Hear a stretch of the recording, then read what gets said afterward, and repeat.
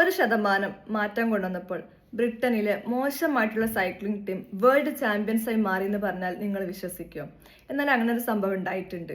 2003 sports വേൾഡിൽ തന്നെ British cycling എന്ന് പറഞ്ഞത് വളരെയധികം പരിഹാസങ്ങൾ നേരിട്ടുകൊണ്ടിരിക്കുന്ന ഒരു സമയമായിരുന്നു. 100 വർഷത്തിനിടെ അവർക്ക് കിട്ടിയത് ഒരു ഗോൾഡ് മെഡൽ മാത്രമായിരുന്നു. ഫ്രാൻസിൽ തന്നെ വർഷത്തിൽ ഒരിക്കൽ മാത്രം നടത്തപ്പെടുന്ന ടൂർ ഡി ഫ്രാൻസ് എന്ന് പറയുന്ന 3 ആഴ്ച നീണ്ടു നിൽക്കുന്ന പ്രൊഫഷണൽ ആയിട്ടുള്ള റോഡ് സൈക്ലിംഗ് എന്ന് പറഞ്ഞ മത്സരമുണ്ട്. അതിൽ ഒരു ബ്രിട്ടീഷ് റൈഡർ പോലും വിജയിച്ചിട്ടുണ്ടായിരുന്നില്ല.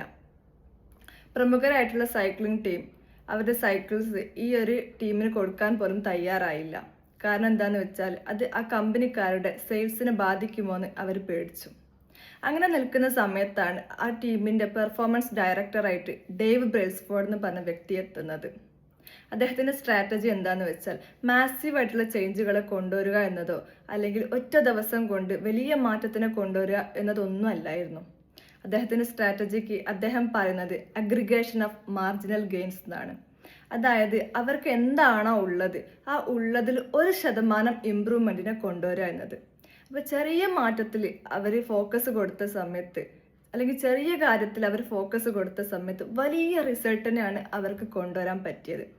ആ റിസൾട്ട് ഈ സ്പോർട്സ് വേൾഡിൽ തന്നെ ഭയങ്കരമായിട്ട് അത്ഭുതപ്പെടുത്തുന്ന ഒന്നായിരുന്നു.